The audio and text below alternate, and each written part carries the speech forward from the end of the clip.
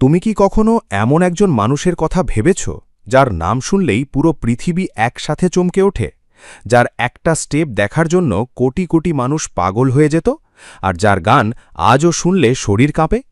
আজ আমি তোমাকে এমন এক কিংবদন্তির গল্প শোনাব যার জীবনটা ছিল আলো আর অন্ধকারের এক অদ্ভুত মিশ্রণ, যার নাম মাইকেল জ্যাকসন। গল্পটা শুরু হয় অনেক আগেই। ১৯৫৮ সালের ২৯ আগস্ট আমেরিকার ইন্ডিয়ানা অঙ্গরাজ্যের গ্যারি শহরে এক সাধারণ আফ্রিকান আমেরিকান পরিবারে জন্ম নেয় এক শিশু, যার নাম রাখা হয় মাইকেল জোসেফ জ্যাকসন। পরিবারটা ছিল খুবই সাধারণ, আর্থিক অবস্থা তেমন ভালো ছিল না, কিন্তু একটা জিনিস ছিল তাদের মধ্যে অসাধারণ, সেটা হল সঙ্গীতের প্রতি ভালোবাসা। মাইকেলের বাবা জোসেফ জ্যাকসন ছিলেন খুবই কঠোর স্বভাবের মানুষ। তিনি নিজের ছেলেমেয়েদের দিয়ে একটি মিউজিক ব্যান্ড তৈরি করেন, যার নাম ছিল দ্য জ্যাকসন ৫। ছোট্ট মাইকেল তখন মাত্র ৫ বছর, কিন্তু তার কণ্ঠ আর স্টেজ পারফরম্যান্স দেখে সবাই অবাক হয়ে যেত। অন্য বাচ্চারা যেখানে খেলাধুলা নিয়ে ব্যস্ত, সেখানে মাইকেল প্রতিদিন ঘণ্টার পর ঘণ্টা প্র্যাকটিস করত, বাবার কঠোর নিয়মের মধ্যে দিয়ে বড় হতে থাকত। এই কঠোর শাসন অনেক সময় তাকে মানসিকভাবে কষ্ট দিত, কিন্তু এটিই তাকে তৈরি করেছিল বিশ্বের অন্যতম সেরা পারফর্মার হিসেবে। ১৯৭০-এর দশকের শেষ দিকে দ্য জ্যাকসন ৫ মোটাউন রেকর্ডসের সাথে চুক্তি করে, আর তারপরই শুরু হয় তাদের উত্থান। I want you back, ABC, I'll be there, এই গানগুলো একের পর এক হিট হয়ে যায়, আর ছোট্ট মাইকেল হয়ে ওঠে সবার প্রিয় মুখ। তার নাচ, তার কণ্ঠ আর সেই অবিশ্বাস্য এনার্জি যেন মানুষকে সম্মোহিত করে রাখত। কিন্তু এত সাফল্যের মাঝেও তার শৈশবটা কখনোই স্বাভাবিক ছিল না। সে নিজেই পরে বলেছিল, তার জীবনের শৈশব বলে কিছু ছিল না, ছিল শুধু কাজ আর চাপ। ১৯৭০-এর দশকের শেষ দিকে মাইকেল একক ক্যারিয়ার শুরু করেন, আর ১৯৭৯ সালে অফ দ্য ওয়াল অ্যালবাম দিয়ে তিনি প্রমাণ করে দেন তিনি শুধু একটি ব্যান্ডের অংশ নন, তিনি নিজেই একটি কিংবদন্তি হতে চলেছেন। কিন্তু আসল বিস্ফোরণটা আসে ১৯৮২ সালে, যখন তিনি থ্রিলার অ্যালবামটি প্রকাশ করেন। এই অ্যালবামটি শুধু সফল হয়নি, এটি ইতিহাস তৈরি করেছে। আজও এটি বিশ্বের সবচেয়ে বেশি বিক্রি হওয়া অ্যালবাম। বিলি জিন, বিট ইট, থ্রিলার, প্রতিটি গান যেন এক একটি বিস্ফোরণ। আর তার সাথে মাইকেলের সেই বিখ্যাত মুনওয়াক ডান্স, যা প্রথম দেখার পর মানুষ বিশ্বাসই করতে পারেনি একজন মানুষ এভাবে নাচতে পারে। মাইকেল জ্যাকসন শুধু একজন গায়ক ছিলেন না, তিনি ছিলেন একজন পারফরম্যান্স আর্টিস্ট, একজন ইনোভেটর। তার মিউজিক ভিডিওগুলো ছিল ছোট সিনেমার মতো। থ্রিলার ভিডিওটি আজও একটি মাস্টারপিস হিসেবে ধরা হয়। তিনি পপ মিউজিককে এমন এক পর্যায়ে নিয়ে যান যেখানে সঙ্গীত শুধু শোনা নয়, দেখা এবং অনুভব করার বিষয় হয়ে দাঁড়ায়। এজন্যই তাকে বলা হয় কিং অফ পপ।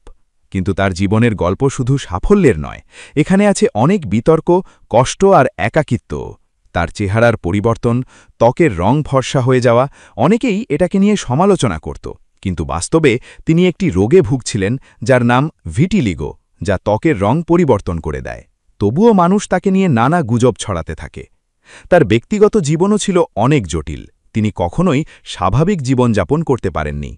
মাইকেল তার জীবনের বড় একটি অংশ কাটিয়েছেন নেভারল্যান্ড র্যাঞ্চে, যেখানে তিনি নিজের জন্য একটি স্বপ্নের জগৎ তৈরি করেছিলেন, যেন হারিয়ে যাওয়া শৈশবটাকে ফিরে পেতে চান।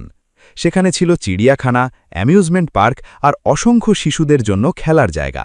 কিন্তু এই জায়গাটিও পরে নানা বিতর্কের কেন্দ্র হয়ে ওঠে, যা তার মানসিক অবস্থাকে আরও ভেঙে দেয়। তার জীবনে আইনি সমস্যা, মিডিয়ার চাপ আর ব্যক্তিগত সংগ্রাম তাকে ধীরে ধীরে ক্লান্ত করে তোলে। তবুও তিনি থামেননি।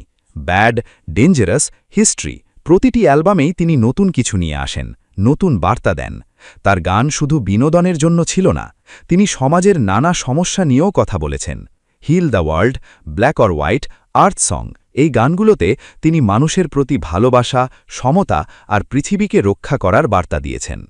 ২০০৯ সালে যখন তিনি দিস ইজ ইট নামে একটি বড় কামব্যাক কনসার্টের প্রস্তুতি নিচ্ছিলেন, তখন হঠাৎ করেই পৃথিবী থমকে যায়। ২৫শে জুন ২০০৯ মাইকেল জ্যাকসন পৃথিবীকে বিদায় জানান। তার মৃত্যু পুরো পৃথিবীকে শোকাহত করে তোলে। লাখ লাখ মানুষ রাস্তায় নেমে আসে, তার গান বাজতে থাকে সর্বত্র, আর মানুষ বুঝতে পারে তারা শুধু একজন শিল্পীকে হারায়নি, তারা হারিয়েছে এক যুগকে। আজও মাইকেল জ্যাকসনের প্রভাব অম্লান। নতুন প্রজন্মের শিল্পীরা তাকে অনুসরণ করে, তার স্টাইল, তার নাচ, তার মিউজিক সবকিছু আজও অনুপ্রেরণা। তিনি প্রমাণ করে গেছেন একজন মানুষ তার প্রতিভা আর পরিশ্রম দিয়ে পুরো পৃথিবীকে বদলে দিতে পারে। তার জীবন আমাদের শেখায় সাফল্যের পেছনে কতটা ত্যাগ লুকিয়ে থাকে, আর আলোয় দাঁড়িয়ে থাকা মানুষটার ভেতরেও কতটা অন্ধকার থাকতে পারে। এই গল্পটা শুধু একজন গায়কের নয়, এটা এক স্বপ্নবাজ মানুষের গল্প, যে তার সীমাবদ্ধতাকে অতিক্রম করে ইতিহাস সৃষ্টি করেছে। মাইকেল জ্যাকসন হয়তো আজ আমাদের মাঝে নেই, কিন্তু তার সুর, তার নাচ আর তার বার্তা চিরকাল বেঁচে থাকবে। তাই যখনই তুমি তার গান শুনবে, একটু থেমে ভাবো, এই মানুষটা শুধু গান করেনি, সে তার হৃদয় দিয়ে পুরো পৃথিবীকে স্পর্শ করেছে। আর হয়তো তখনই তুমি বুঝতে পারবে কেন তাকে বলা হয় কিং অফ পপ, আর কেন তার গল্প কখনোই শেষ হয় না, বরং প্রতিবার নতুন করে শুরু হয়, প্রতিটি বিটের সাথে, প্রতিটি মুভের সাথে, প্রতিটি হৃদয়ের ধ্বনির সাথে।